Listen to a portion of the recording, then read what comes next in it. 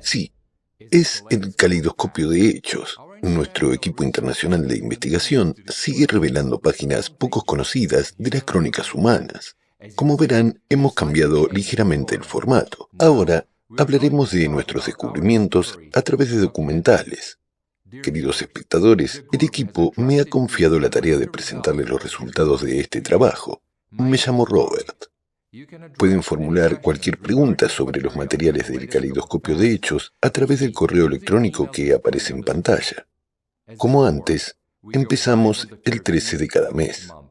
Hoy develaremos parcialmente el secreto del rápido avance que la humanidad podría haber dado a principios del siglo XX.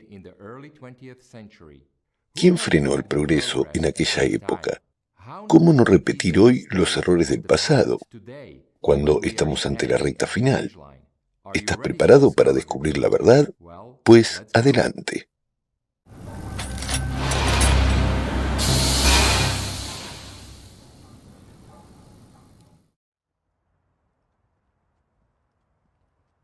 El progreso científico y tecnológico es un proceso polifacético que abarca todos los aspectos de la sociedad. Y, en primer lugar, se trata de un proceso de cambios cualitativos de los medios de producción, las herramientas de trabajo, las tecnologías de producción y la gestión. Siempre ha sido así.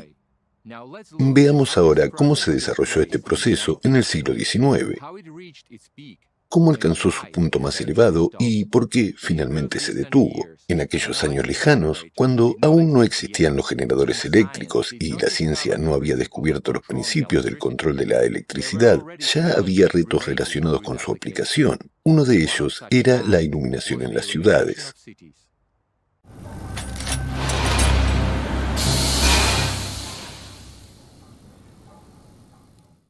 Pocos saben que, durante la coronación de Alejandro I, la plaza de la Catedral del Kremlin se iluminó de la forma más fantástica. Naturalmente, en aquella época no existía la fotografía. Esta tecnología no surgiría hasta 3 décadas más tarde. Gracias al maestro del paisaje urbano, Fyodor Alexeyev, han llegado hasta nosotros detalles de este acontecimiento. Fyodor Alexeyev fue el primer maestro del paisaje urbano en la pintura rusa. Viajó mucho y captó vistas de ciudades provinciales de toda Rusia, así como de San Petersburgo y Moscú. La arquitectura desempeñaba un papel importante en sus paisajes urbanos y como artista. Fyodor Alexeyev tenía un ojo excepcional para los detalles más pequeños. Por eso, hoy resulta especialmente fascinante examinar sus cuadros, que sirven como una especie de reflejo documental de la realidad. Uno de sus cuadros, dedicado a la coronación de Alejandro I, el 15 de septiembre de 1801, nos interesa especialmente, aunque la fotografía del acontecimiento no apareció hasta 3 décadas más tarde. Este cuadro nos permite apreciar realmente la magnitud del espectáculo de luces organizado para la ocasión. Hoy no sabemos cómo se organizó la iluminación del Kremlin en una época en la que la electricidad aún estaba oficialmente por descubrir. Sin embargo, no podemos descartar esta obra de arte como mera imaginación artística, teniendo en cuenta la meticulosa atención de Alexeyev a los detalles. Todo queda claro al leer las memorias de Iván Alexeyevich Pitorov, funcionario, juez, educador y escritor ruso. La ceremonia terminó hacia las 2 o 3 de la madrugada. Al anochecer del mismo día, toda la ciudad quedó iluminada. Delante de las casas de todas las calles se colocaron escudos con vasijas de fuego encendidas y farolillos de colores. También se iluminaron todas las iglesias con vasijas de fuego, especialmente Iván el Gran Campanario. Un deslumbrante despliegue de luces desde su base hasta la cruz superior iluminaba la noche oscura. Sobre su cúpula se desplegaba una corona hecha de farolillos de colores. Las paredes de la torre y los edificios de todo el Kremlin también estaban iluminados. Todo Moscú presentaba un espectáculo extraordinario y hermoso.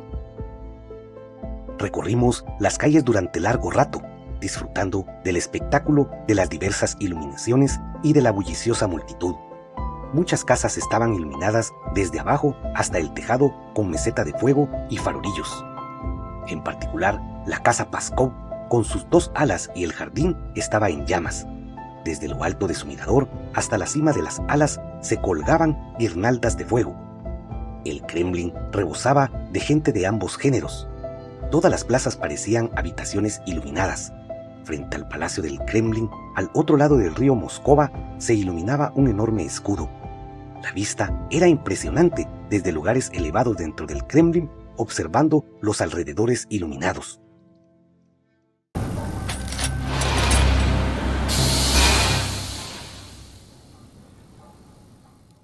Siempre se ha creído que las ciudades del siglo XIX se iluminaban con farolas de gas. También se utilizaban lámparas de gas en el interior de las casas. Al menos eso es lo que solíamos pensar. Ahora, echemos un vistazo a la estructura arquitectónica de la época, en particular a esos jarrones. Muchos suponen que no es solo decoración. Los partidarios de la historia oficial se refieren a estos jarrones como urnas para las cenizas de los difuntos o solo decoración. Sin embargo, historiadores alternativos suponen que estos jarrones están relacionados con la electricidad atmosférica. Según una de las teorías más extendidas, los jarrones contenían mercurio. Merece la pena mencionar que se han encontrado jarrones idénticos en edificios históricos de todo el mundo. Resulta sorprendente que el mercurio desempeñara un papel importante en el siglo XIX. En aquella época se utilizaba en ciertos dispositivos de iluminación. Se puede encontrar información sobre el uso del mercurio en un artículo del número de 1888 de la revista Scientific American.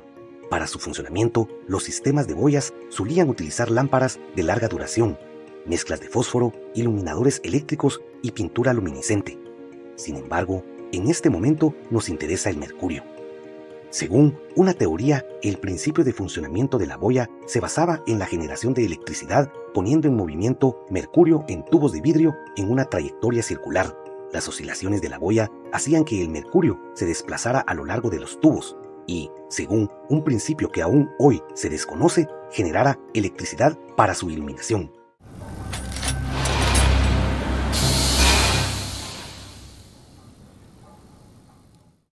Cualquier etapa del desarrollo de los equipos y la tecnología se produce después de que la ciencia explore nuevos horizontes del conocimiento. En el siglo XIX, tales horizontes fueron la teoría de la electricidad y la teoría de los gases, que condujeron a la creación de las máquinas de vapor. El descubrimiento de las leyes de la electricidad permitió a la humanidad dar el siguiente avance en su desarrollo. Las ciudades de principios y finales del siglo XIX cambiaron radicalmente. En 100 años, el modo de vida tecnológico cambió por completo. Las ciudades se enmarañaron con cables, rieles de tranvía y se iluminaron con electricidad. Las revistas anunciaban ampliamente las máquinas de vapor para generar electricidad. Se ponen a la venta motores eléctricos de casi cualquier potencia. El teléfono y el telégrafo se convirtieron en objetos cotidianos en los hogares. Surgieron muchas otras novedades cuya existencia los habitantes de las ciudades ni siquiera podían imaginar. Tal fue el avance del progreso tecnológico en tan solo un siglo.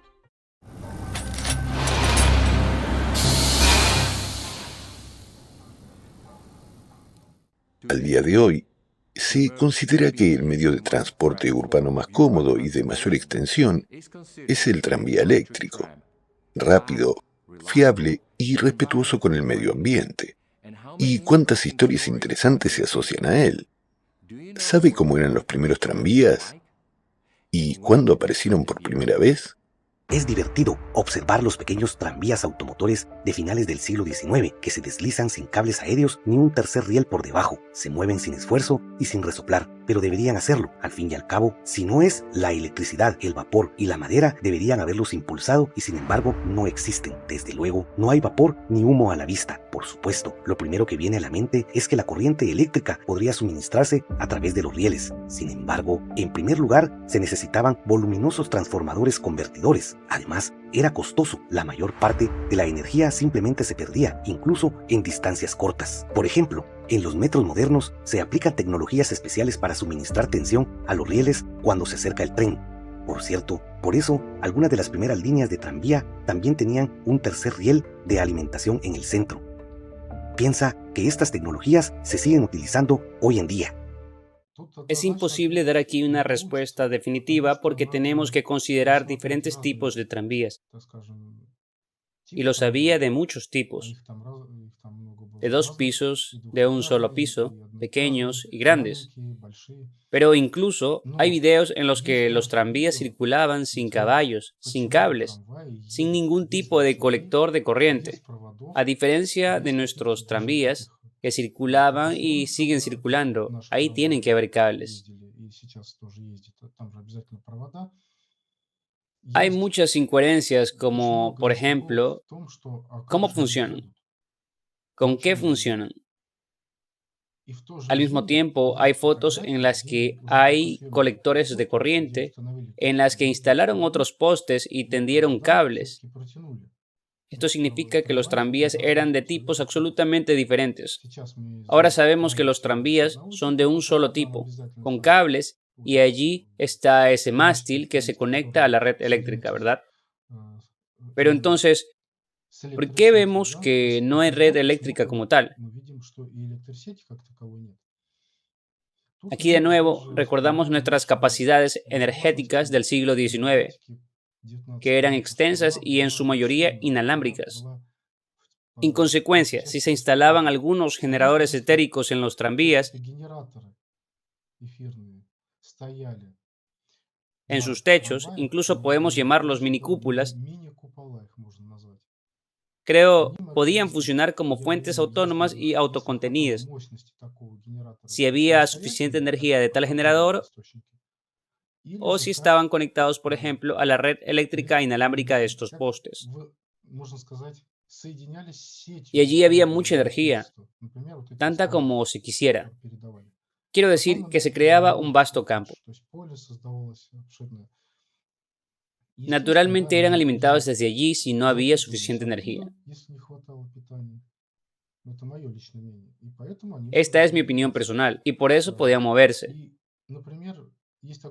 También hay tal momento cuando el generador de Tesla está en funcionamiento y si conectamos a él un simple motor pequeño a través de bobinas de cobre siguiendo un cierto esquema, bueno, no voy a ahondar en detalles ahora, solo necesitas un cierto esquema simple y debes saber el número de bobinas, y así solo tienes que sintonizarlas a esta frecuencia resonante, por así decirlo, para darle cuerda, cargarlo y luego el motor funcionará. Comenzará a girar. Eso es todo. Por lo tanto, los tranvías eran de diferentes tipos. También hay crónicas en videos donde se muestra cómo se carga un tranvía con agua. Esto significa que habían otras tecnologías, por ejemplo, motores con agua. ¿Por qué no? Si los coches eléctricos ya estaban en pleno apogeo en el siglo XIX, entonces a principios del siglo XX hubo una producción masiva de coches eléctricos. Pero en este caso, al parecer, existía un sistema de carga basado en baterías. Resulta que en algún momento hubo varias tecnologías, lo que en realidad era bueno, ya que había amplias opciones. Curiosamente, durante este mismo periodo de tiempo, también podemos ver, por alguna razón, el transporte jalado por caballos durante algún periodo. Es realmente sorprendente. También hay casos en los que en una foto hay un tranvía autoconducido, sin postes ni antenas visibles, y justo al lado hay un transporte jalado por caballos. Al parecer, hubo algún periodo de transición o quizá algo se estropeó, dejó de funcionar. O quizá fue el momento en que se estaba destruyendo. Esta teoría también tiene peso. Y durante algún tiempo montaban a caballo, por alguna razón. Pobres caballos, debió ser muy duro para ellos. Pero vamos a captar el punto. Construyeron una red de tranvías, construyeron todas estas líneas de comunicación y luego usaron caballos para la propulsión. Suena un poco absurdo, por no decir una locura, ¿verdad? ¿Por qué tomarse tantas molestias? Podrían utilizar carros y coches jalados por caballos.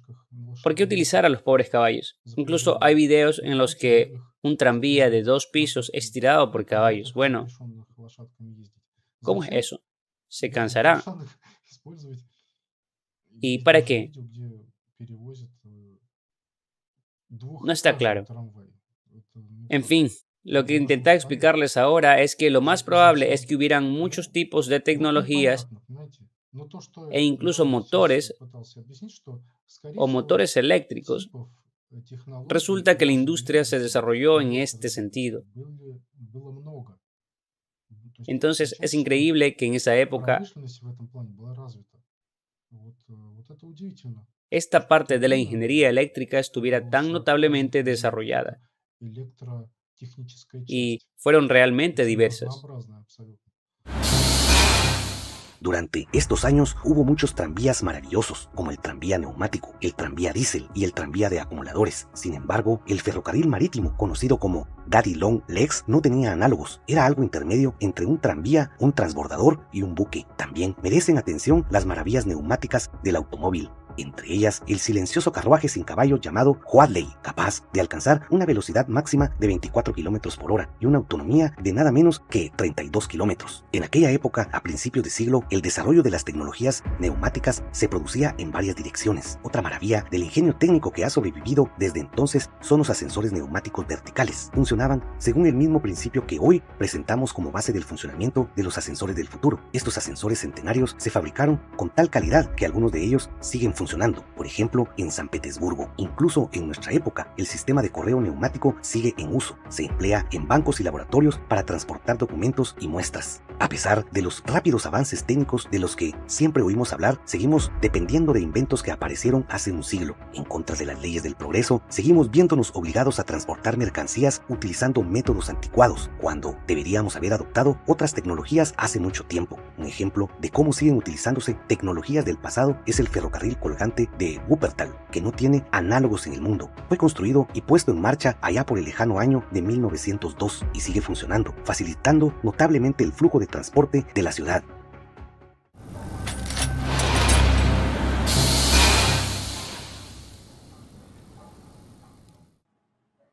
Estos videos evocan la sensación de que vivimos en alguna realidad paralela desconocida, paralela al camino que deberíamos haber tomado. En cuanto al transporte moderno, sin duda los coches se han vuelto más potentes, cómodos e inteligentes. Pero no ha habido cambios fundamentales. Seguimos dependiendo de los motores de combustión interna. Y el aire de nuestras ciudades se contamina sin piedad con los gases de escape. ¿Por qué crees que nos pasamos al transporte motorizado? Un ejemplo típico de cómo se ocultaban las tecnologías es la campaña iniciada por General Motors para destruir los tranvías y sustituirlos por automóviles. En la década de 1920, las ventas de automóviles de General Motors habían empezado a disminuir rápidamente. El vicepresidente de la empresa, Alfred Sloan, llegó a la conclusión de que el mercado automovilístico estaba saturado y que todo el que quería comprar un coche ya lo había hecho. Por lo tanto, parecía imposible seguir desarrollando el mercado. Fue entonces cuando realizó un movimiento estratégico de corte capitalista: eliminar los tranvías eléctricos que se habían convertido en un gran obstáculo para la expansión del mercado automovilístico. En Estados Unidos, a principios del siglo XX, casi todas las ciudades de más de 25,000 habitantes tenían su propio sistema de ferrocarril eléctrico. Además, las líneas de tranvía conectaban un gran número de ciudades entre sí. Era el medio de transporte preferido y accesible para los estadounidenses. Un dato asombroso es que la ruta continua más larga abarcaba más de 1.500 kilómetros. Algunos incluso dirían que se podía conducir a gran velocidad, ya que la velocidad media de los tranvías interurbanos alcanzaba los 130 kilómetros por hora. Durante un tiempo, las empresas de tranvías y los gigantes del automóvil consiguieron coexistir y desarrollarse pacíficamente. Pero General Motors organizó una gran campaña para destruir el transporte eléctrico. Así se desprende de un informe elaborado por el asesor del Senado estadounidense Bradford Snell en 1974, en el que se presentaban pruebas de que entre 1936 y 1950, General Motors, junto a Firestone Tire, Standard Oil de California y Phillips Petroleum, crearon sociedades comerciales para adquirir líneas de tranvía y posteriormente eliminarlas. Los métodos empleados incluían amenazas directas, chantaje, engaño y soborno a funcionarios utilizando amplios contactos en círculos gubernamentales y bancarios. Como resultado de esta desviación monopolística, las tranvías pronto fueron sustituidos en casi todas partes por autobuses lentos y ruidosos. General Motors era el propio fabricante de estos autobuses, y los horarios incómodos y las cabinas estrechas y mal ventiladas obligaron a los ciudadanos con recursos a comprar coches privados. Por violar la legislación antimonopolio, la empresa fue multada con apenas $5,000, mientras que cada uno de los responsables de las empresas fantasmas fue multado con $1. Los tranvías desaparecieron de casi todas las ciudades muy rápidamente. Las acciones de Alfred Sloan resultaron exitosas para el desarrollo de la empresa y lo convirtieron en un héroe. Incluso apareció en la portada de la revista Time en 1926, pero ¿se convirtió en un héroe desde la perspectiva del progreso tecnológico?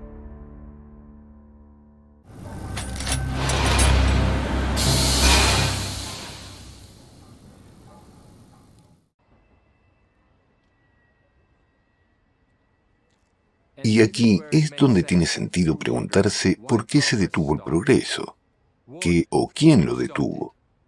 En el proceso de investigación, quedó claro que desde el principio de la historia que conocemos, se ha producido un sorprendente patrón cíclico de acontecimientos con un periodo de unos 100 años. Tomemos, por ejemplo, el año 1918. Durante la Primera Guerra Mundial, una epidemia de una misteriosa gripe española se cobró la vida de unos 100 millones de personas, a lo que siguió una hambruna masiva. La guerra provocó la remodelación de territorios y la disolución de 4 imperios: el alemán, el ruso, el austrohúngaro y el otomano. A lo largo de la historia, un patrón ha permanecido constante, un patrón bien conocido en el formato consumista de la sociedad: epidemia, guerra, hambre. ¿No le recuerda esto a nada?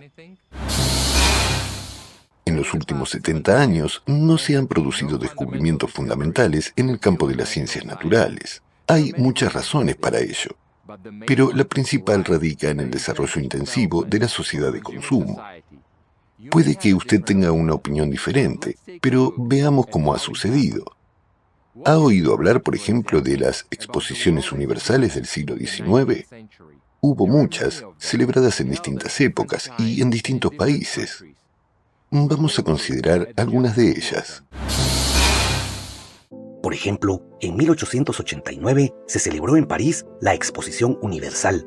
La famosa Torre Eiffel sirvió de arco de entrada al recinto ferial, que en un principio iba a ser desmontado tras el evento. Normalmente, tras la conclusión de la exposición, sus objetos expuestos eran desmontados. Sin embargo, la Torre Eiffel permaneció en pie hasta el día de hoy y se ha convertido en el símbolo ícono de París.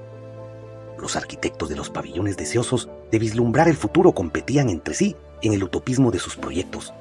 La verdadera sensación la causó el pabellón de maquinaria, de 111 metros de largo, la mayor instalación cubierta del mundo en aquella época. Se construyó con hierro soldado y no fundido, como se había previsto en un principio, lo que suscitó animados debates sobre las propiedades prácticas y artísticas de estos materiales.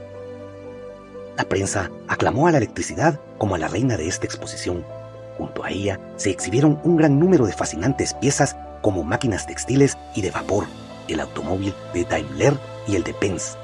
El público presenció por primera vez en la exposición un fotomatón en funcionamiento. Para facilitar el funcionamiento del evento, se construyó un ferrocarril especial de 3 kilómetros de longitud.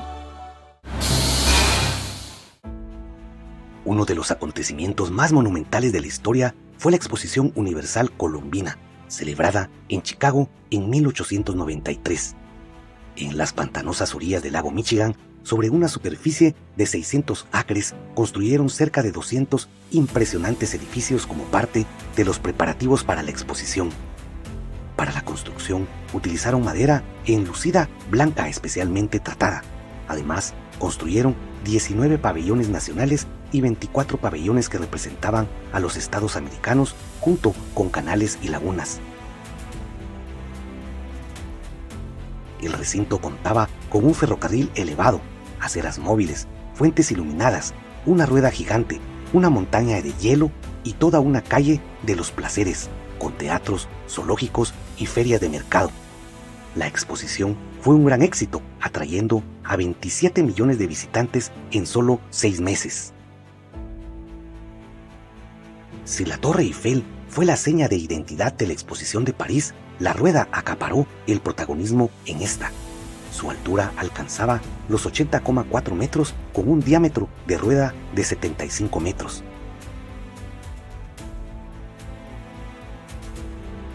El eje principal que soportaba la rueda pasaba 70 toneladas, lo que la convertía en la pieza de hierro forjado más grande de la historia de la humanidad en aquella época. Esta colosal máquina de acero se construyó para la inauguración de la exposición.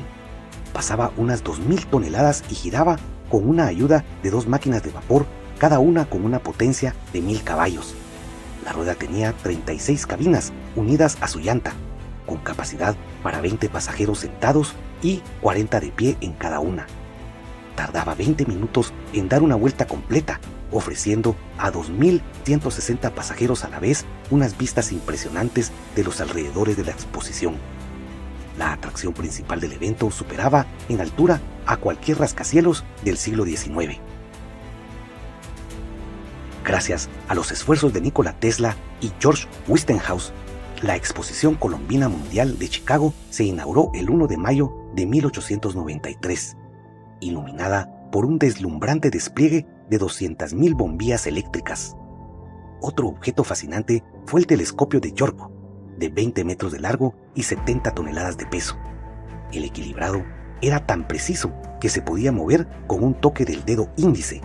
Se trataba del mayor telescopio de la época, fabricado a medida para la Exposición Universal. Uno de los singulares testimonios del progreso en el arte de la soldadura fue una exhibición llamada Copa. Slavyanov llamaba así en honor a su inventor, el ingeniero Nikolai Gavrilovich Slavyanov. Estaba soldada a partir de 8 metales negros y coloreados diferentes que antes se consideraban inconexos: bronce, níquel, acero, cobre, hierro fundido, bronce de campana, tombac y neusilver. Así, la composición demostró la posibilidad de conectar toda la gama de metales técnicos de la época. La copa Slavyanov asombró a los visitantes de la exposición y sigue siendo una de las pruebas más convincentes de las altas cualificaciones de Slavyanov como científico y como metalúrgico. Slavyanov recibió la medalla por la revolución científica y técnica producida. Fue su método el que sentó las bases de toda la producción moderna de soldadura.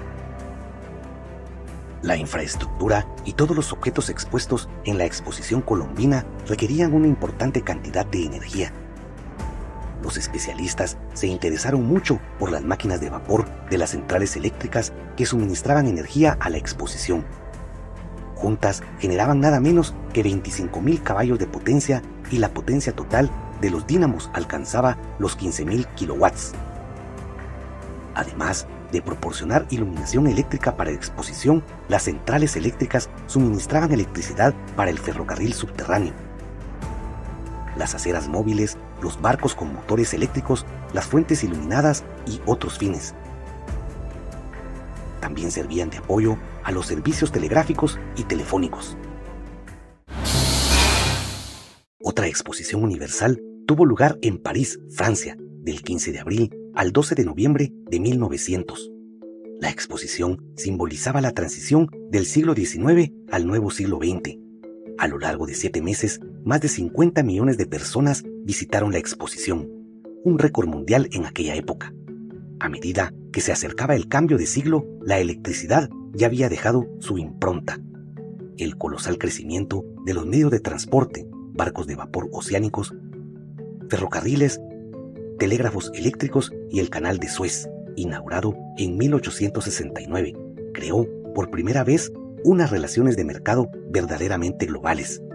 Y en Rusia, Tras la abolición de la servidumbre en 1861, había comenzado un auténtico boom industrial. Dmitri Mendeleev participó activamente en los trabajos de la exposición, actuando como vicepresidente del jurado internacional. Uno de los objetos más interesantes de la exposición fue la acera móvil, a menudo denominada la calle del futuro. Se ponía en movimiento mediante motores eléctricos y se dividía en 3 plataformas, una de las cuales permanecía fija, mientras las otras 2 se movían. La primera plataforma funcionaba a una velocidad lenta de 4 kilómetros por hora y la segunda se movía a 8 kilómetros por hora. La acera abarcaba toda la exposición, medía 3,5 kilómetros de longitud y contaba con 9 estaciones.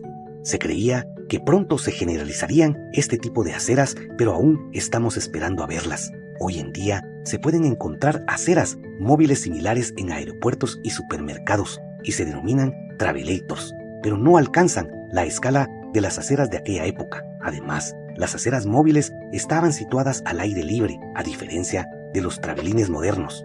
Hace apenas 100 años, un concepto que actualmente asociamos a las películas de ciencia ficción se implantó con éxito y se utilizaba a diario, dando cabida hasta 70,000 personas en su momento máximo. Hoy en día, un mecanismo así no sería tan caro, pero el costo de la electricidad ha subido.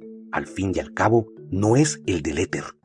En la misma exposición universal, Rudolf Diesel presentó un motor diésel que funcionaba con aceite vegetal.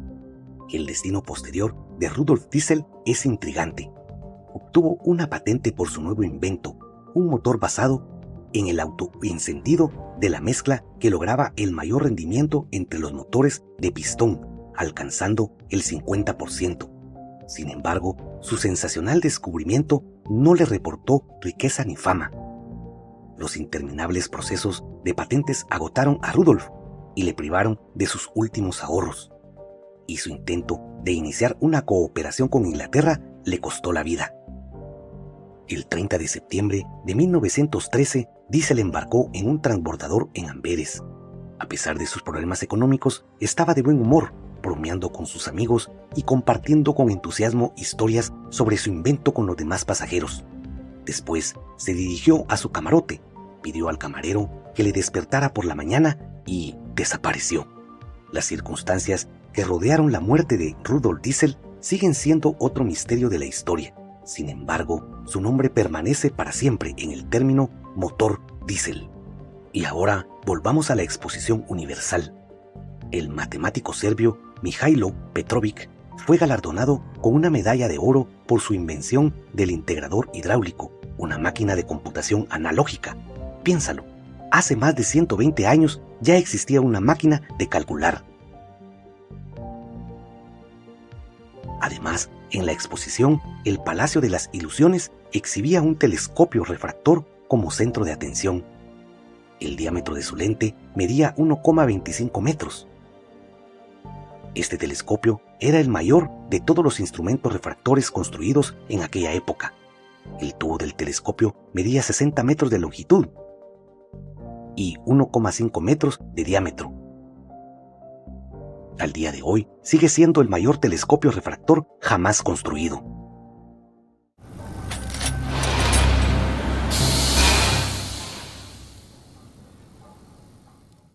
Al estudiar las fotografías del siglo XIX, uno no puede evitar llegar a la conclusión de que la humanidad dio un giro equivocado, o se equivocó de camino. Las exposiciones universales del siglo XIX fueron los acontecimientos más brillantes de la época y tuvieron una profunda influencia en el desarrollo tecnológico y cultural de la sociedad. Estas exposiciones comenzaron a celebrarse en 1851. Su objetivo era aunar los esfuerzos de la humanidad en el movimiento hacia la paz, la creación y un futuro progresista.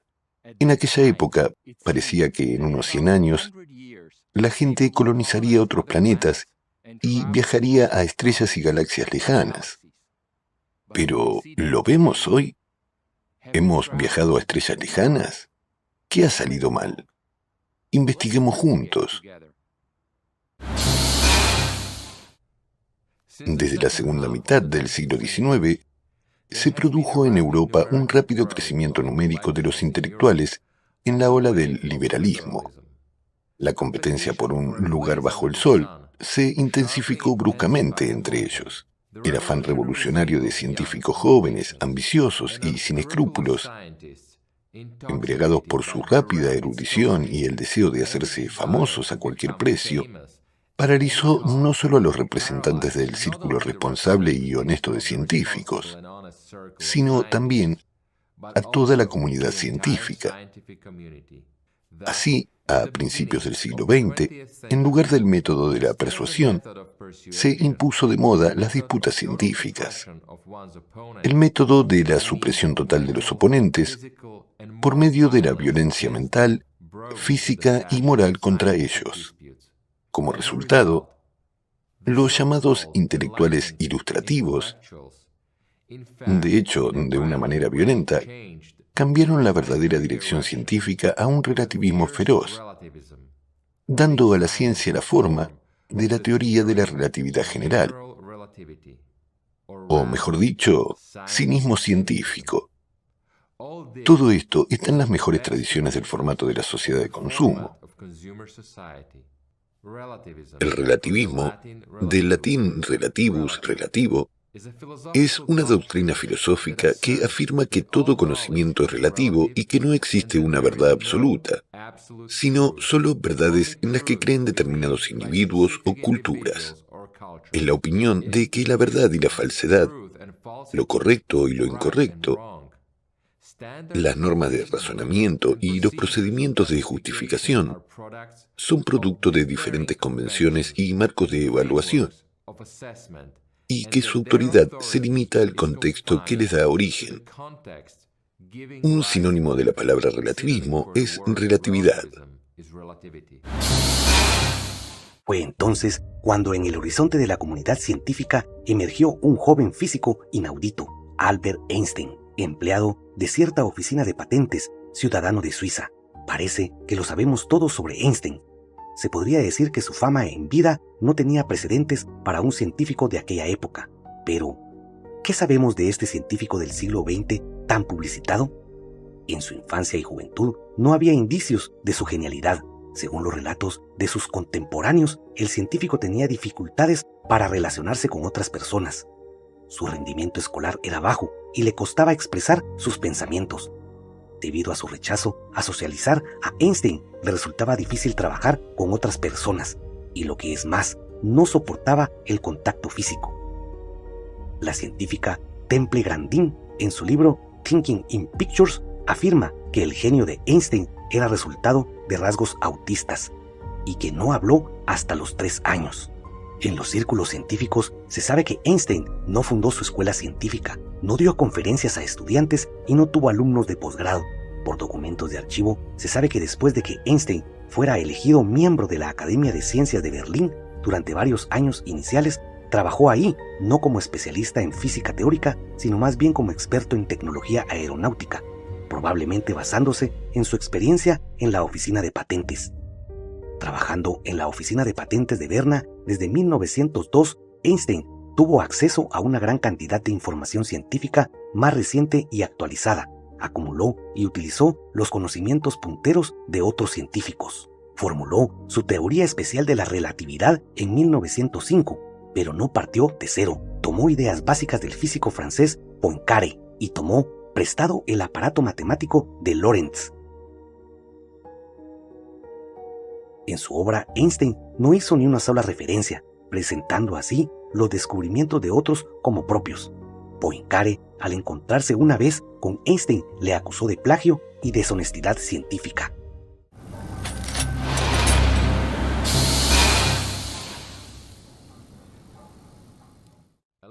Un poco antes, en 1897, se celebró en Basilea el primer congreso sionista, que necesitaba urgentemente levantar algún estandarte.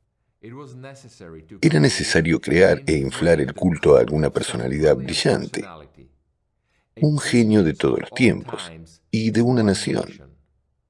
Einstein era la persona idónea para tal papel, en el que invirtieron dinero y promocionaron su nombre hasta niveles sin precedentes. Así, en 1905, Einstein, de 26 años, declaró que el éter no existe en principio y presentó al mundo su teoría de la relatividad. Los seguidores de Einstein tomaron una posición dominante en la ciencia. Es indicativo que cualquier experimento que apoyara la existencia del éter o desafiara la teoría de la relatividad fue duramente rechazado y sigue siendo rechazado por esta escuela académica. Fue precisamente en 1905 cuando comenzó en la comunidad científica una destrucción deliberada de la teoría del éter, como resultado de una conspiración secreta entre industriales y magnates mundiales. Una serie de figuras fueron presentadas con urgencia al prestigioso Olimpo científico de importancia mundial. A continuación, se promocionaron por todo el mundo y a su vez empezaron a sustituir el concepto del éter y a desviar la física hacia una dirección de investigación completamente distinta. Publicando sus trabajos sobre los temas de actualidad de la época, Einstein comenzó a exponer la teoría de la relatividad. Hábilmente consiguió dirigir la visión científica del mundo en otra dirección. Sus patrocinadores no tardaron en popularizar y presentar sus obras como teorías independientes. En estos trabajos científicos, la noción del éter fue completamente abolida por falta de necesidad. En el mundo científico comenzó a producirse una conmoción. Los científicos fueron hábilmente enfrentados entre sí, impidiéndoseles llegar a una opinión común. Y en 1920, durante el Congreso de la Unión de Científicos Naturales y Médicos Alemanes, celebrado en Alemania, se abolió oficialmente el concepto de éter en la ciencia. Todos estos hechos apuntan a un sabotaje en la ciencia, obstruyendo el descubrimiento de la energía del éter libre y gratuita para toda la humanidad.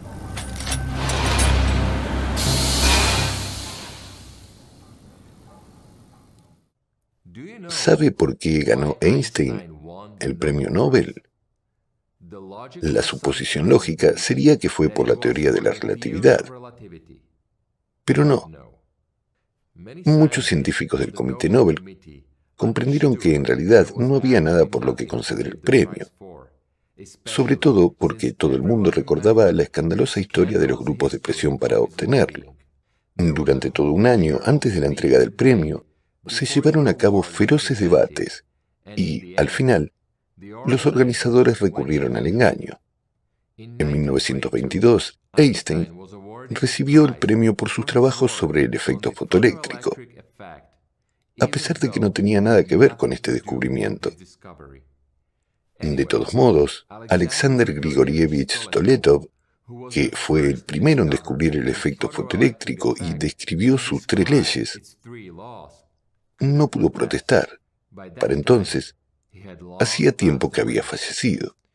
Es indicativo que el propio Einstein no estuviera presente en la ceremonia de entrega del premio. Las verdaderas intenciones de los creadores de la celebridad científica mundial quedaron claras más tarde, cuando se clausuró toda investigación sobre el éter.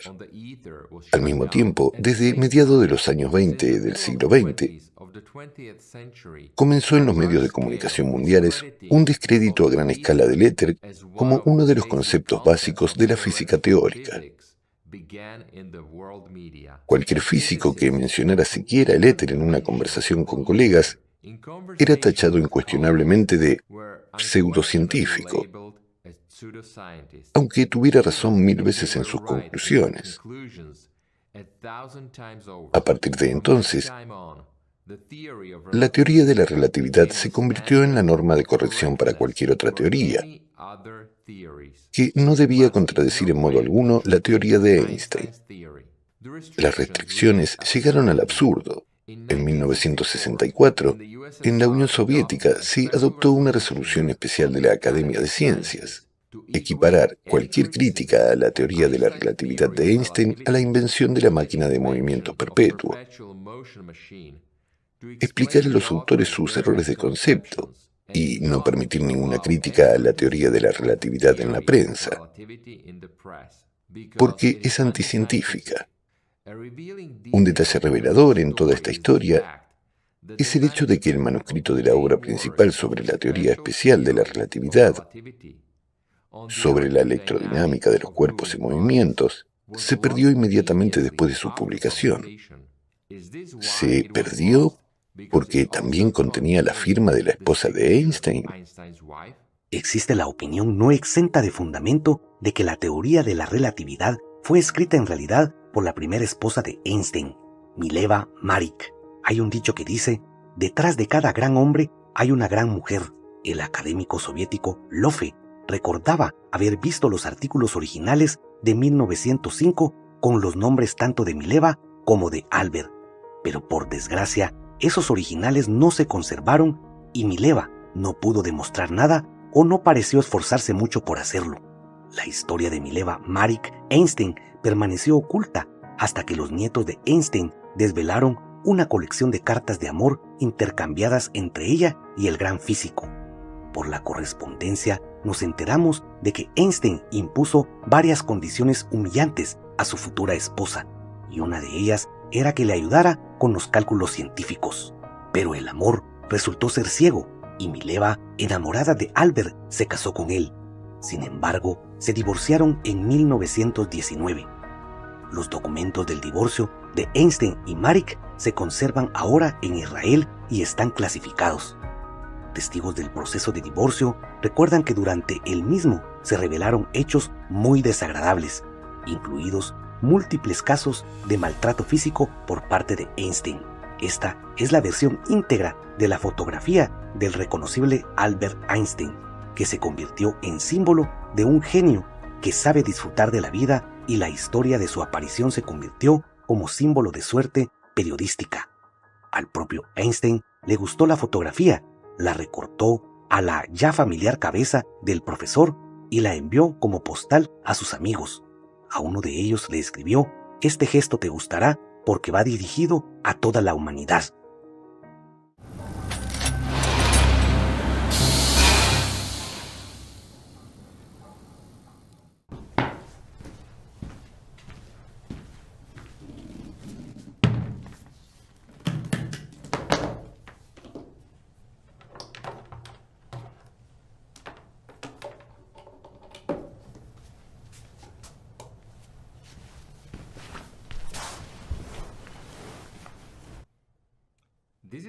Así podría ser una central eléctrica capaz de satisfacer todas las necesidades energéticas de tu hogar.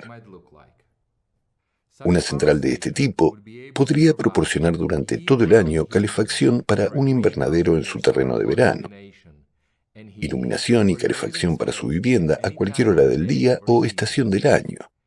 Podría servir como fuente de calor y luz en una tienda turística o geológica. Por supuesto, podría sustituir a los motores de gasolina o diésel de los coches, eliminando la necesidad de visitar las gasolineras. Esta central eléctrica fue creada por el inventor moscovita Eugene Papushin, ingeniero mecánico licenciado por la Universidad Técnica Estatal Bauman de Moscú y miembro del Instituto de Aviación de Moscú. Además, Papushin ha desarrollado un aparato que puede sustituir al motor de un cohete. Esto abre perspectivas verdaderamente espaciales, ya que uno de los principales retos de la exploración espacial moderna es el increíble costo de llevar el combustible de los cohetes a la órbita y su rápido consumo durante el vuelo. Los numerosos intentos del inventor de recurrir a las estructuras estatales no dieron resultado. Su primera instalación fue robada, la segunda destruida y la financiación de la tercera congelada. Por la experiencia de otros científicos, podemos decir que Papushin se libró con bastante facilidad. Muchos de los científicos que intentaron resistirse a los dogmas científicos impuestos y los que simplemente defendieron su derecho a tener opiniones diferentes, pagaron a veces el precio más alto: su propia vida. Hay una historia casi policíaca sobre un portugués, John Andrews, que inventó el combustible para el motor de combustión interna añadiendo unas gotas de productos químicos sencillos y baratos a un cubo de agua normal. Este combustible fue probado por una comisión especial del gobierno en un coche que viajaba de Nueva York a Washington y viceversa. Tras el éxito de la prueba, uno de los mayores monopolios petroleros de Estados Unidos, compró a Young la documentación y los derechos de este invento por $2 millones y los enterró en sus cajas fuertes. El propio Andrews desapareció misteriosamente solo 2 días después de recibir el dinero. La autenticidad de este invento de combustible a base de agua fue confirmada por varias publicaciones. Dedicó varios años a desarrollar un sistema de transmisión de electricidad por el aire. Como resultado, durante su estancia en San Petersburgo, consiguió encender una lámpara de araña en Trastskoye Selo, a 30 kilómetros de distancia. Mikhail Mikhailovich era un científico polifacético único, doctor en matemáticas, física, química, filosofía. En el verano de 1903 fue hallado muerto en el laboratorio de su casa. Los documentos y aparatos de Filipov fueron incautados y se consideran perdidos. Ni siquiera Nikola Tesla, uno de los primeros científicos nominados para el premio Nobel, pudo evitar perder la causa de toda su vida. A instancias del patrocinador de Tesla, Morgan, se destruyeron todas las instalaciones y la torre Wardenclyffe de Long Island, al darse cuenta de que, si se le daba la oportunidad, la humanidad no volvería a necesitar combustibles orgánicos, y así, desde entonces, el mundo ha estado buscando energía. En la década de 1960, Stanley Meyer inventó y patentó un dispositivo que podía generar energía a partir del agua, en lugar de combustibles derivados del petróleo. Lo llamó pila de combustible de agua. A mediados de la década de 1970, el precio del crudo en el mercado mundial se había triplicado, y los precios del petróleo en Estados Unidos aumentaban cada día. La perspectiva de perder el mercado del petróleo debido al invento de Meyer significaba una catástrofe para los magnates del petróleo. Como consecuencia, se enfrentó a la presión del gobierno, fue acusado de fraude y se sometió al ostracismo. El 20 de marzo de 1998, Meyer se reunió con 2 inventores belgas en el restaurante Cracker Barrel, donde también estaba su hermano Stephen Meyer. Durante la comida estaban todos comiendo tostadas cuando de repente Meyer salió corriendo, agarrándose la garganta. Solo alcanzó a decir a su hermano que había sido envenenado.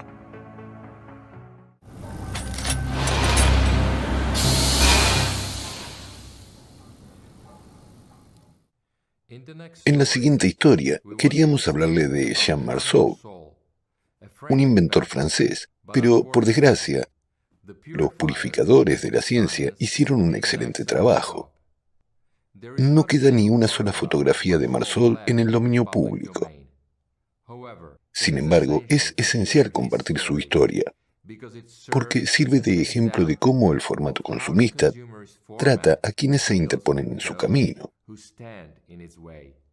Jean Marceau patentó su motor de combustión interna molecular en la década de 1950. Funcionaba con agua, zinc y antimonio. De hecho, era un motor de hidrógeno, en el que se producía una mezcla de hidrógeno y oxígeno mediante la descomposición catalítica del agua. Los trabajos del inventor sobre el motor se interrumpieron por la presión de los monopolios petroleros transnacionales.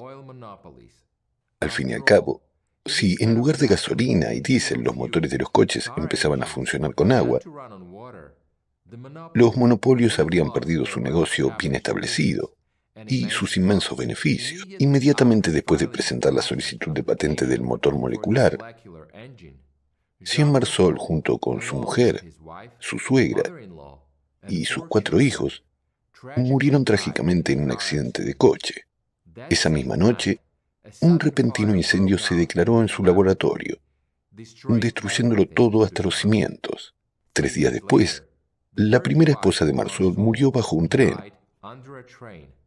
Y poco después, el padre del inventor falleció inesperadamente. Los investigadores militares incautaron los manuscritos y documentos restantes. El destino de los empleados del laboratorio sigue siendo desconocido. En 1972, Richard Clem, de Texas, Estados Unidos, trabajaba con un equipo que pulverizaba y bombeaba asfalto líquido. Se dio cuenta de que la bomba de cono de asfalto seguía funcionando hasta 30 minutos después de desconectar la corriente. Este descubrimiento le llevó a crear un motor sin combustible. Richard Klem afirmó que el motor no necesitaba combustible. Solo había que cambiar el aceite cada 150,000 millas. Una gran empresa carbonera ofreció apoyo financiero a Klem y firmó un contrato para comprar el motor. Sin embargo, poco después de firmar los documentos, Richard murió de un ataque al corazón. ¿Por qué la empresa de carbón se interesó por su motor? Si no hubieran comprado la patente de motor sin combustible, no solo los motores convencionales, sino también el propio combustible, carbón, petróleo, gas, incluso la propia compañía carbonera, habrían dejado de ser necesarios para el mundo de entonces. Albert Víctor Josefovich Beinik, 1919-1996, doctor, ingeniero, catedrático y miembro correspondiente de la Academia de Ciencias de la RSS de Bielorrusia. Es mundialmente conocido como uno de los fundadores de la teoría de la transferencia de calor y masa, de la termofísica de los procesos de fundición. Su profundo análisis de los fundamentos de la termodinámica tradicional y numerosos experimentos condujeron a la creación de la termodinámica de los procesos reales. Esta nueva termodinámica ofrecía una nueva perspectiva de los axiomas y demostraba las falacias de la teoría de la relatividad de Einstein.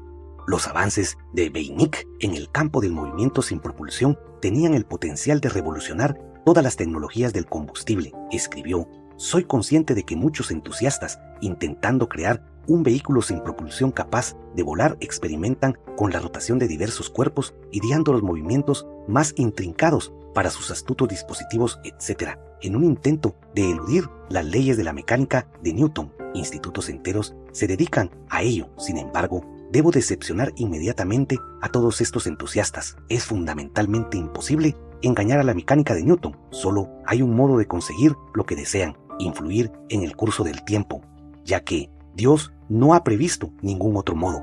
Beinik plasmó sus ideas en el libro Termodinámica, Técnica y Fundamento de la Transferencia de Calor. En el verano de 1968, la famosa tercera edición del libro de Beinik, Termodinámica, apareció en las estanterías de las tiendas. En él presentaba la idea de la existencia de formas elementales de movimiento de la materia consideradas como partículas elementales, ladrillos de movimiento. La mafia científica confiscó las obras de Beinik, en particular un elogio de la entropía, donde criticaba satíricamente la teoría de la relatividad de Einstein y la teoría del movimiento que presentaba su nueva teoría. Fueron incautadas de la imprenta y destruidas. Su termodinámica fue retirada de las librerías y quemada en la hoguera. En una carta al periódico Komsomolskaya Pravda, Beinik escribió: quiero llamar la atención de la redacción y de los lectores sobre el hecho de que la existencia de velocidades superlumínicas y la variabilidad de la velocidad de la luz en el vacío es un hecho científico firmemente establecido.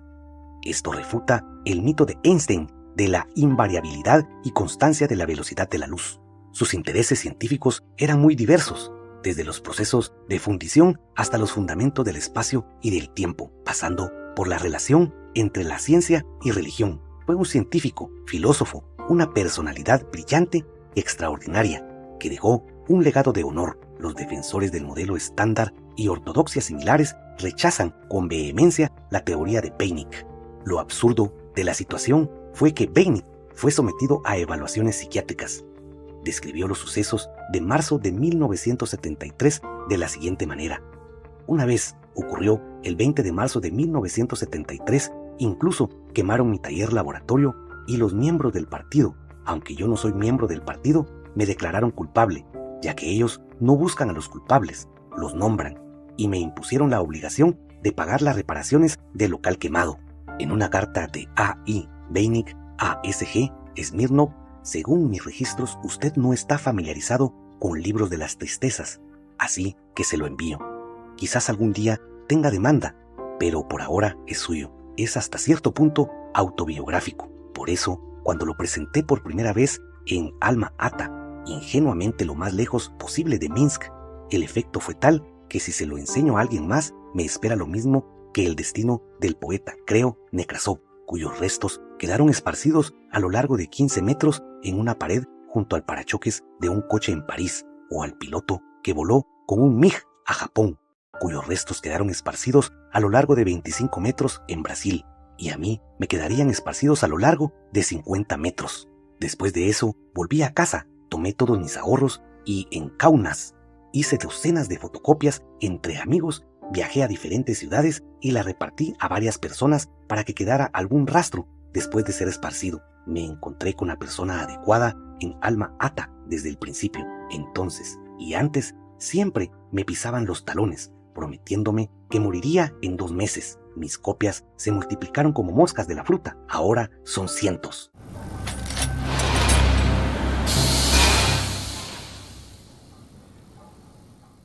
El 24 de noviembre de 1996, a las 6 de la mañana, Beinik se dirigía a toda prisa a la liturgia temprana. En la plaza Oktiarskaya de Minsk, fue atropellado por un coche. Luego, un segundo coche completó la tragedia. Parece que los hechos confirman el carácter accidental del incidente, pero un mes antes de la muerte de Beinik, se atentó contra su vida en circunstancias similares. Un coche intentó atropellarle deliberadamente. Milagrosamente se detuvo, y el coche que se desviaba hacia él le golpeó ligeramente. Beinik, Papushin, Filimonenko, los que hemos mencionado aquí, son solo una pequeña parte de los científicos conocidos. ¿Y cuántos genios que podrían haber sido de gran beneficio para la humanidad simplemente desaparecieron sin llegar nunca a los medios de prensa? El formato consumista se ha resistido desesperadamente al deseo de la humanidad por el conocimiento de la verdad, barriendo de su camino a las mejores y más brillantes personalidades. Los inventores crean un prototipo, lo patentan y hacen anuncios en la prensa, tras lo cual la tecnología desaparece misteriosamente en algún lugar. Y solo de vez en cuando se recibe información fiable sobre cómo ocurre esto. ¿Cómo se cierran estas tecnologías emergentes? Y sucede así, una llamada telefónica, aparecen hombres jóvenes, no siempre de negro, a veces con trajes grises, siempre bien vestidos, muy educados y con expresiones faciales muy serias. Después, los inventores o desarrolladores reciben ofertas que, por regla general, no pueden rechazar. En casos realmente raros, cuando el inventor tiene mucha suerte, recibe una suma más o menos importante, aproximadamente $1 millón, depositada en su cuenta. Son los casos más raros. En la mayoría de los casos, las ofertas no son tan tentadoras y mucho menos agradables. Se trata de amenazas a la familia, amenazas a la propia persona, o simplemente la exigencia de firmar unos documentos, tras lo cual se les quita la promoción para siempre y se quedan callados para siempre. No voy a enumerar todos estos nombres porque la lista, créanme, es muy larga. Incluso recibí algunos mensajes confidenciales que decían que al hablar de estas tecnologías, Andrei, en realidad estás arriesgando mucho. Esto me lo dijeron personas directamente implicadas en estos mismos servicios secretos.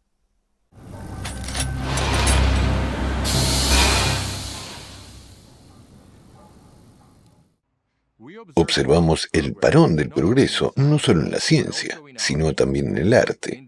En la segunda mitad del siglo XX, la gente moderna dejó de soñar con vuelos espaciales, visitas a otros mundos, viajes en el tiempo, descubrimientos revolucionarios y un futuro feliz para la humanidad en una sociedad de armonía y creación. Hoy en día, la cultura de masas opera principalmente con tramas negativas y destructivas, preparándonos para el resultado que esperan las autoridades mundiales. ¿Qué crees que esperan y por qué actúan así? Pero esto no acaba con la cultura de masas. En el formato consumista intervienen todos los medios. Virus, guerras, hambre. Es un esquema de trabajo tras cuya aplicación no solo se destruye la vida de las personas, sino también las tecnologías que dan vida y libertad. Los detuvo, por supuesto. Muchos avances científicos se detuvieron definitivamente. Esto es 100%. En particular todo. Y no solo pudieron, sino que realmente desaparecieron. ¿Por qué? ¿Quién es un ingeniero? ¿Quién es un inventor? Es un individuo o un grupo de 2 o 3 personas, y a menudo solo uno de ellos sabe realmente algo. Cuando millones de jóvenes son llamados al ejército y mueren, no solo hay cuerpos humanos tendidos en el campo de batalla. Reflexionemos. Hay descubrimientos brillantes, inventos científicos fundamentales, hay tratados filosóficos y obras artísticas absolutamente asombrosas que nadie escribirá ni creará. Y la Primera Guerra Mundial provocó la muerte de un enorme número de hombres jóvenes. Comprendo que las feministas se enojaron por estas palabras, pero son precisamente los hombres jóvenes la reserva genética de la futura humanidad, mientras que los hombres de mediana y avanzada edad son los que hacen posible los avances. Hace falta mucho tiempo para crear a un inventor, a un científico. Recuerden un episodio asombroso de Naves Estelares, de Efremov, en el que un viejo científico descubre un tanque en el que murió su discípulo y extrae una carpeta que contiene cálculos y dibujos únicos y asombrosos. El joven se los llevó al frente y nunca regresó. Es un cuento de hadas, ciencia ficción, una obra de arte. Sin embargo, hay una realidad detrás de tales obras. Un inventor fallecido no es un cuento de hadas, y no solo en primera línea. ¿No tienen dinero para pagarle? Estamos haciendo un trabajo importante. Estamos derrotando al enemigo. Mientras tú pides dinero por cosas triviales, mírate. Ve a barrer las calles, ayuda a los defensores de la patria. Y la persona se muere de hambre o interrumpe sus interesantes y significativas investigaciones. Esto ocurre a cada paso de cualquier guerra. Además, las guerras del pasado no se libraban con tanta intensidad y crueldad. No implicaban a tanta gente. Pero a partir de la guerra franco-prusiana y sobre todo de la Primera Guerra Mundial, sí implicaron gran cantidad de gente. Cientos de miles y millones de jóvenes. Un fuerte declive de la economía. Toda la economía, con todas las consecuencias consiguientes. Y todo esto ocurre debido a nuestro consentimiento tácito. Además de las guerras, el progreso también se ve obstaculizado por nuestra falta de voluntad para aprender cosas nuevas, el síndrome de indefensión aprendida, la omnisciencia, la pereza, la avaricia, la psicología y el pensamiento esclavista. Todas estas son las razones por las que los seres humanos no se desarrollan, sino que se degradan en el formato consumista de la sociedad. Como vemos, el mal existe dentro de cada uno de nosotros. Trasladamos la responsabilidad al gobierno, culpamos a los políticos y a todos los que podemos. Sin embargo, nosotros mismos no estamos interesados en desarrollar las tecnologías que podrían liberarnos. Como dice el refrán, en la búsqueda de enemigos, lo principal es no tropezar con nosotros mismos. Porque cada uno de nosotros tiene mentalidades que nos detienen y nos impiden avanzar en nuestro desarrollo. Es muy sencillo. La responsabilidad es de cada uno de nosotros y nuestro futuro no depende de algunas autoridades. Los amigos no nos salvarán, porque los amigos somos nosotros y solo depende de nosotros determinar cómo será nuestro futuro.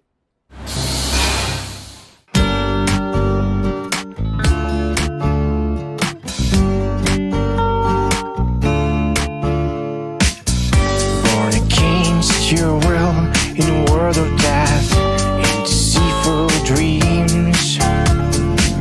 Who are you, a fledgling trapped in a cage, enduring so much sorrows and tears? For whom do you live and what do you breathe? How many precious years and moments have you sold yourself into boundaries do you hear? For those who hold the carrot and the whip, look at yourself, what do you see? In the world what you once dreamed of, or human demanding, hustle human not, squander your potential. Have the sweetness of freedom been forgotten? Lost in web of cheap pretenses. Have your heart lost love in the emptiness of endless dreams? Start the chains of the cynical society. Remember who you are, what your purpose is. While it's a glimmer of dignity within you, awaken so the hell doesn't dwell in you. Everyone feels there's something not right when stuck in the hellish wheel. With our own hands we created it, that we could have lived in paradise. Having lost our humanity, we lost ourselves, and for the last 6,000 years we've been destroying, suffering, losing our souls, hiding under the darkness of ignorance. Born against your will in a world of death, in deceitful deceitful dreams. Are you a fledgling trapped in a cage, enduring so much sorrows and tears? Or have we created good and useful things for ourselves, for king, for children, for the careless murder of fellow human beings? Technologies now serve at the instant, or have we raised the lives long ago, given world light and comfort? Is this why it concealed and tossed to the dogs, while we're left with the mere bones? We fight for the light's favors, ready to devour each other. Yet as long as society doesn't fall silent, within we can peacefully sleep. Our human don't extinguish the spark of your soul, preserve, multiply the gifts. Hasten to warm others with love, illuminate planet Earth with it. Let the unity of hearts resonate, with goodness beget more goodness. By casting away the crown of suffering, together we'll tame the core of the planet. So maybe significant for now, amidst the infinity of star systems. When untied we already ain't but separate, we see age to exist. Though unified and free word, reach the boundaries of the universe. Invite the unelected to faster friendship of our planet, where no green faces well. Without lies, evil, cruelty, inequality, knowledge and love. Must speed rate in the speed of light, and happiness will spark within everyone. Our replicators will receive all we need for our bodies. In our world, just as we see age to exist, the fate of slaves will become a thing of the past. Truth will become our law, and God's law will be our reward.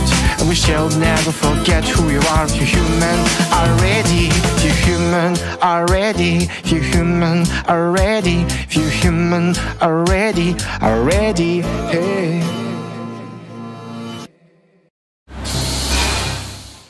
Este es nuestro presente. Ahora imagine cómo será nuestro futuro cuando las tecnologías progresivas empiecen a integrarse en la vida cotidiana. En el futuro se descubrirán continuamente nuevas capacidades inherentes al ser humano. Imagina poder teletransportarte a cualquier punto del universo. Y no solo poseeremos la telequinesia, sino también el poder del pensamiento en todas sus manifestaciones.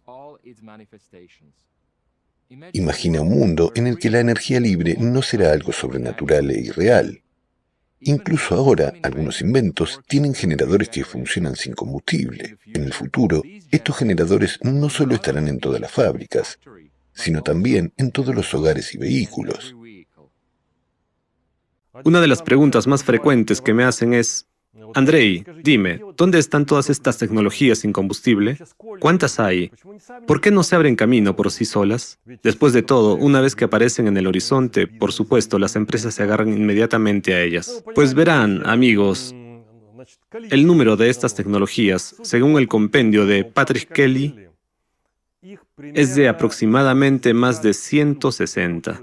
Es importante tener en cuenta que el compendio de Kelly abarca un periodo de unos 20 años, es decir, finales del siglo XX y principios del siglo XXI. Esto significa que dista mucho de estar completo. Además, estas tecnologías pueden dividirse en grupos: el uso de fuerzas centrífugas, el uso de electricidad, energía magnética y gravitacional. En fin, lo que quieras. De hecho, es todo un reto incluso estructurarlas debido a su gran diversidad. Y toda esta diversidad no apareció en un periodo de tiempo muy largo. La mayoría de ellos surgieron en la segunda mitad del siglo XX, pero su destino es más o menos el mismo. En primer lugar, todos estos dispositivos se caracterizan por, es decir, no solo energía, no solo movimiento. En realidad, hay todo un complejo de tecnologías, incluso en medicina, en ciencia de los materiales y en ingeniería. ¿Cuándo es posible cambiar los materiales? Hace años, cuando todos vivíamos en la Unión Soviética,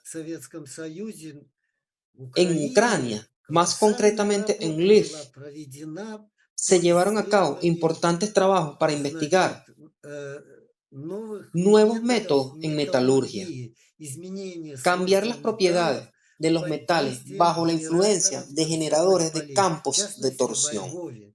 Los logros fueron notables. Por ejemplo, fundieron metal y en estado fundido lo expusieron a un generador de torsión durante varios minutos. La estructura del metal cambió y todo esto fue confirmado en muchos lugares y ahora está confirmado en todas partes en Rusia. Están todos los documentos, está todo. Sin embargo, las tecnologías no se están aplicando. Se puede producir metal de buena calidad con costos relativamente bajos, pero todo está estancado por las mismas razones por las que todavía no tenemos nuevas fuentes de energía, por las que no desarrollamos nuevos tipos de transporte que puedan volar en el espacio sin un motor cohete. Ya existen tales dispositivos y el hecho de que veamos constantemente varios objetos voladores no identificados cada día en todos los países no es sorprendente. Al parecer, hay seres conscientes que poseen estos conocimientos y los llevan utilizando desde hace mucho tiempo, mientras que algunas personas malas simplemente no nos dejan ponerlo en práctica en la Tierra. Después de todo, dependemos en gran medida de la energía. Quiero decir, aquí en Rusia, los precios de la energía están creciendo muy rápido y lo mismo está sucediendo en todo el mundo. ¿Cómo puede una persona del común pagar por estos recursos energéticos? Tienen que trabajar mucho. Por eso, por supuesto, esto hará que la gente sea libre. Y una persona libre tendrá más oportunidades para llevar una vida normal, para utilizar su tiempo para cosas más útiles, como el ocio, el turismo, proveerse a sí misma y a su familia de los recursos necesarios.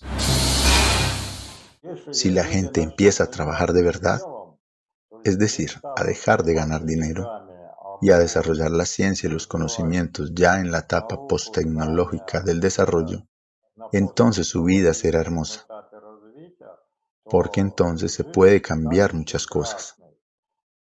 Ahora, por supuesto, es difícil de decir, pero básicamente entonces el ser humano será capaz de hacer todo. ¿Por qué? Bueno, lo que la existencia fuera de los sistemas métricos es. Lo que sucede allí, lo que será. No sabemos todavía. Quiero decir, un ser humano allí se convertirá, se podría decir, omnipotente y será capaz de hacer casi todo. Los jefes y los dueños serán eliminados. La gente vivirá como un colectivo y resolverá diferentes problemas para proveer la vida diaria y para el desarrollo ulterior de la mente, en busca de un mayor desarrollo de la civilización humana y de su inteligencia, mientras que la parte material estará totalmente provista. Y por eso el desarrollo irá en nuevas direcciones muy interesantes. En otras palabras, nos libraremos de lo que la gente busca hoy en día, solo dinero, mientras que los intereses y la búsqueda serán mucho más ambiciosos, emocionantes y eficaces. Naturalmente, cuando un ser humano nace, busca algo que hacer. Está pensando, y si sus necesidades materiales están satisfechas, por así decirlo, entonces solo se dedica a lo que tiene más cerca, a lo que le interesa. En primer lugar, obtendremos libertad. Libertad de la necesidad. Tendremos oportunidades para el desarrollo de todos y cada uno de nosotros, y estaremos libres de la palanca más poderosa de control y coerción, que es la manipulación de los escasos recursos energéticos. Con la libertad energética, simplemente comenzaremos una nueva vida. Se abrirán oportunidades, no solo para la prosperidad económica, sino en particular para la conquista del sistema solar. Y estas oportunidades, estas tecnologías ya existen hoy. Le diré aún más. Ya hay varias empresas que han llevado sus dispositivos al nivel de uso comercial y solo están esperando la oportunidad de producir electricidad limpia, sin emisiones nocivas, sin radiaciones y completamente libre de combustible. Cientos, incluso teravatios. Además, hay tecnologías que permiten dotar a todos y cada uno de los hogares de una fuente de electricidad compacta que cabe, en términos generales, en su enchufe. Y por último, hay tecnologías que simplemente nos permitirán volar fácilmente a Marte en una semana. No solo de ida como Elon Musk, sino hacer un viaje de ida y vuelta. En la fase actual de desarrollo, la humanidad aún no se ha liberado de su legado animal. Mientras sigamos librando guerras y produciendo armas de un poder destructivo cada vez mayor, es poco probable que dispongamos de conocimientos profundos sobre formas alternativas de energía, y probablemente esto sea para nuestro bien. No damos una herramienta peligrosa a nuestros hijos hasta que crecen y adquieren la conciencia suficiente para utilizarla en su beneficio y sin hacerse daño. En cierto sentido, la raza humana sigue siendo un niño inconsciente y las fuerzas demiúrgicas nos protegen de causarnos daños irreversibles a nosotros mismos y al planeta. Antes de trabajar con energías tan poderosas y potencialmente peligrosas, debemos al menos aprender a vivir en paz unos con otros.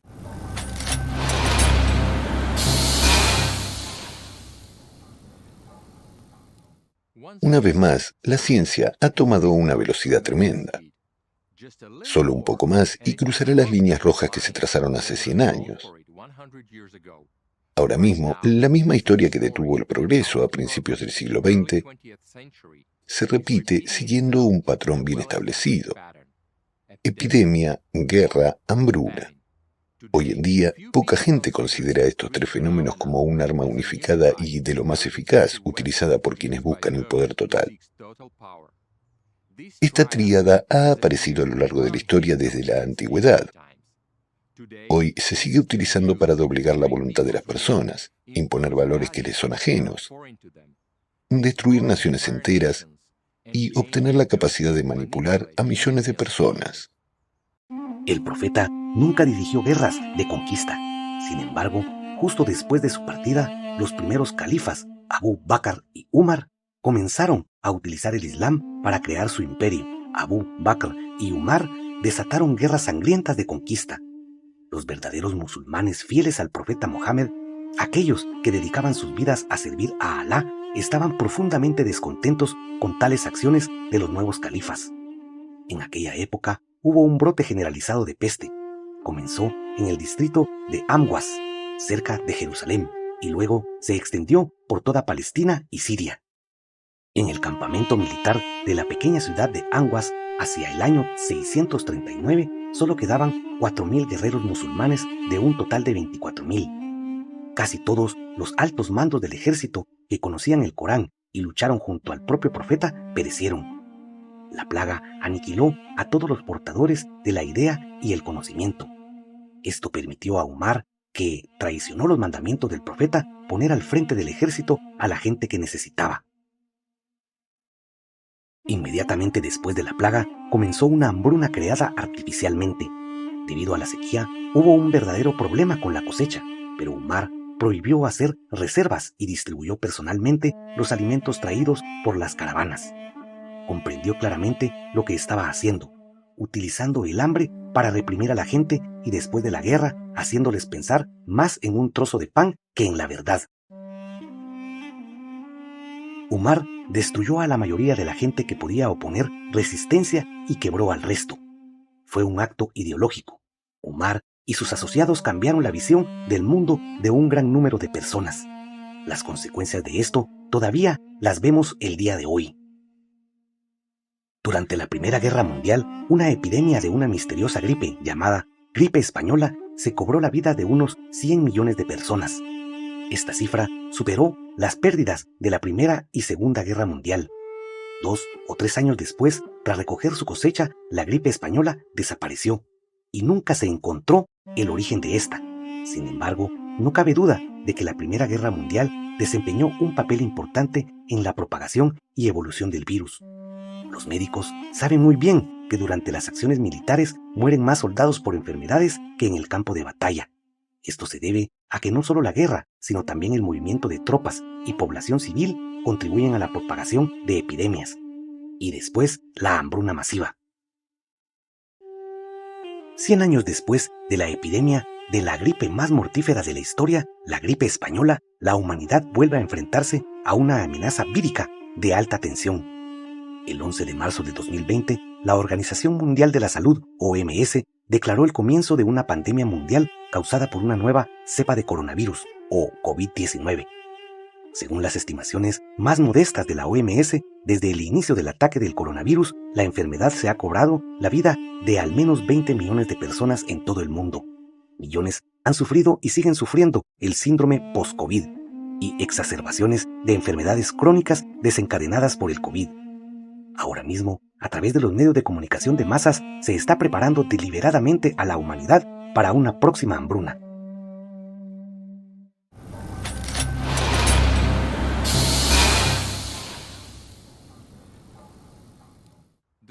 Los resultados de utilizar la ominosa tríada de epidemia, guerra y hambruna siempre han sido los mismos: empobrecimiento, víctimas en masa, temor de la gente por sus vidas y sumisión de la humanidad a unos pocos individuos.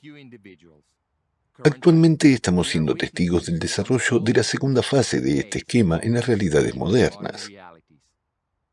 Cuando termine, las restricciones se intensificarán a un nuevo nivel de alta tecnología. Algunos de ustedes dirán, bueno, ya hemos pasado por esto antes, volveremos a hacerlo. El problema en toda esta historia es que no le queda tiempo a la humanidad en el planeta Tierra para aplicar la tríada epidemia, guerra, hambre una vez más. Este será nuestro punto final. El cambio climático marcará el final. Para ascender a la siguiente etapa de desarrollo, la humanidad debe liberarse. Solo la ciencia liberada de una humanidad unida puede detener los cataclismos. Ahora depende de cada uno de nosotros. Tenemos la salida. La sociedad creativa. Este modelo permite a la humanidad evolucionar en su desarrollo, tanto tecnológico como espiritual. La sociedad creativa es un formato que despierta la fe en uno mismo entre las personas, garantiza la seguridad para todos, proporciona igualdad, justicia, así como un futuro digno para cada individuo de nuestro planeta y para la civilización humana en su conjunto. Llevamos varios años informando sobre la sociedad creativa. La pregunta más frecuente que escuchamos es: ¿cómo será mi vida en la sociedad creativa? Amigos, es hora de responder a esta pregunta que nos preocupa a todos. Pónganse cómodos. Te invitamos a un mundo maravilloso, donde lo más valioso es la vida humana, tu vida. Condiciones de vida, vida cotidiana. Ya en el periodo de transición del formato consumista de la sociedad al creativo, cada persona dispondrá inmediatamente de un alojamiento de al menos 60 metros cuadrados para llevar una vida cómoda. Si tienes una familia de 5 miembros, vivirás en una casa o apartamento de 300 metros cuadrados. Esta vivienda será de tu propiedad. No estará sujeta a impuestos ni a facturas de servicios públicos. A medida que tu familia crezca, tu espacio vital se ampliará. Se creará un paraíso para el consumidor, la disponibilidad de tiempo libre, dinero y una variedad de bienes de calidad y productos accesibles. Y esto es ya en el periodo de transición de un formato consumista a la sociedad creativa. Libertad financiera. Las personas serán económicamente independientes desde su nacimiento. Desde el primer día del periodo de transición a la sociedad creativa, se cancelarán todas las hipotecas y préstamos. Se acabó la inflación. Los precios del mismo producto o servicio serán los mismos en todo el mundo. No más impuestos a las pequeñas y medianas empresas. No más impuestos a los particulares. Recibirás una renta básica universal de $10.000 cada mes. No habrá necesidad de trabajar para tener un techo y alimentar a tu familia. En la sociedad creativa, siempre tendrás confianza en el futuro. ¿Quieres más dinero? Tendrás la oportunidad de trabajar haciendo lo que te gusta, solo 4 horas al día, 4 días a la semana. Tendrás vacaciones al menos 2 meses al año. ¿Quieres trabajar más porque te entusiasma hacer tu trabajo en beneficio de la sociedad? Adelante, siempre eres libre de elegir. Todo el trabajo duro, peligroso, dañino y monótono será realizado por robots y sistemas automatizados. Un ser humano no es un esclavo que trabaja de la mañana a la noche por un centavo. Tendrás tiempo para ti. Podrás hacer las cosas que realmente te importan. Pasar tiempo con la gente que quieres. Desarrollarte. Ser creativo. Y viajar a cualquier parte del mundo sin visas ni restricciones. En la sociedad creativa, cada día de tu vida solo te aportará alegría y placer. Medio ambiente. La producción no generará residuos y será totalmente respetuosa con el medio ambiente. Ya no se necesitarán pesticidas ni productos químicos para cultivar los productos. Solo alimentos sabrosos, saludables y variados estarán siempre en tu mesa. Podrás disfrutar de aire limpio y fresco vayas donde vayas. Podrás beber agua cristalina saturada de buenos microelementos y minerales. En la sociedad creativa restauraremos el ecosistema del planeta y podremos admirar la pureza de los océanos y la belleza de los bosques pristinos.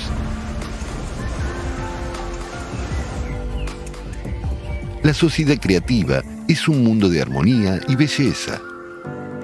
Asistencia sanitaria. La perfecta salud de cada persona es una de las prioridades de la sociedad creativa. Desde el principio del periodo de transición, la atención médica será gratuita para todos. Los médicos cobrarán por los pacientes sanos. Un paciente ya no será visto como un cliente rentable. Cada centro médico estará equipado con inteligencia artificial que incorporará la experiencia de todos los mejores médicos del mundo a lo largo de la historia. El propio enfoque de la asistencia sanitaria cambiará, se convertirá en un 90% de prevención.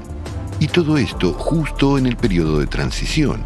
Ahora, en la sociedad creativa, las nuevas tecnologías permitirán que la humanidad no enferme nunca. Cada persona tendrá la oportunidad de aumentar significativamente su vida útil. Hasta la fecha, estas tecnologías ya se están desarrollando, pero el formato consumista las hace inaccesibles para nosotros.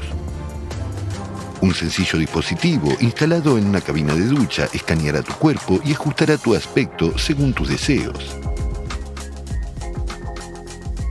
En la sociedad creativa, estarás realmente sano de forma totalmente gratuita. Educación.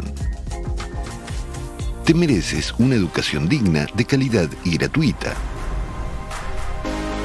¿Te gusta estudiar? En la sociedad creativa podrás obtener todos los títulos que quieras. Y no tendrás que preocuparte por ganarte la vida, porque tendrás una renta básica universal. Desde los primeros días del periodo de transición a la sociedad creativa, puedes adquirir fácilmente una nueva profesión si lo deseas. La inteligencia artificial creará un programa educativo adaptado para ti según tus peculiaridades.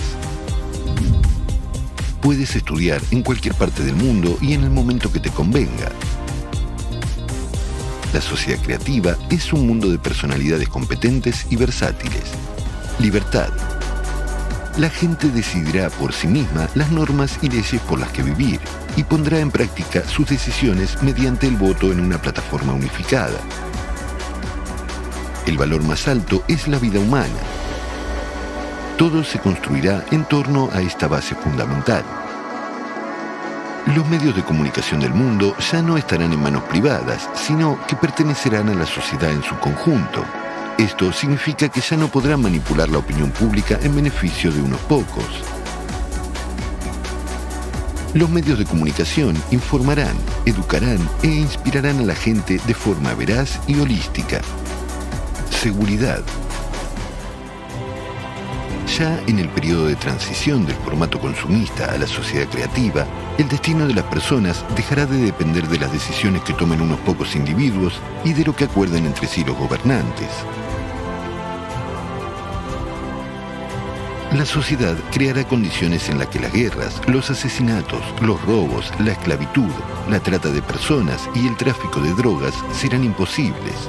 La delincuencia desaparecerá por completo.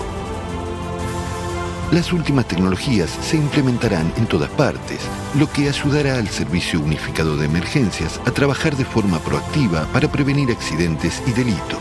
Puedes dejar que tu hijo vaya al colegio o al exterior con total seguridad. Estarás seguro en todo momento del día y de la noche, cuando regreses a casa por la tarde, cuando te des un paseo por el parque o cuando vayas a un concierto. El principal peligro, la amenaza de una catástrofe climática global, será resuelto. La humanidad nunca más se verá amenazada por desastres climáticos y guerras. En la sociedad creativa, tú y tu familia estarán seguros en cualquier parte del mundo. Todo esto lo tendrás a partir de los primeros días del periodo de transición. Y ya en la sociedad creativa, gracias a una tecnología de replicación, podrás conseguir todo lo que necesitas, todo tipo de alimentos, ropa, artículos para el hogar y mucho más. Aunque suene ficticio, la mayoría de las tecnologías de las que hablamos ya existen. Solo que es imposible utilizarlas en el formato consumista. A partir del periodo de transición, la ciencia y la tecnología tendrán como objetivo mejorar la calidad de la vida humana. La vida debe aportar solo alegría y placer. Todo lo absurdo es que, a pesar de tener ya todas las posibilidades de vivir en la sociedad creativa, seguimos manteniendo el formato consumista. Podemos construir la sociedad creativa de forma pacífica, sin luchas ni enfrentamientos, en el menor tiempo posible. No habrá más revoluciones, salvo las científicas y tecnológicas, que serán un fenómeno permanente y natural en la sociedad creativa. Cuéntale a tu familia, amigos, vecinos y conocidos esta perspectiva. Comparte lo beneficioso y genial que es la sociedad creativa para ellos. Tú y yo estamos viviendo una época increíble, en la que en poco tiempo podemos pasar del sistema de esclavitud del formato consumista al mundo libre y seguro de la sociedad creativa. Todo depende de ti. Si quieres una vida así, apoya a la sociedad creativa y cuéntaselo a todo el mundo.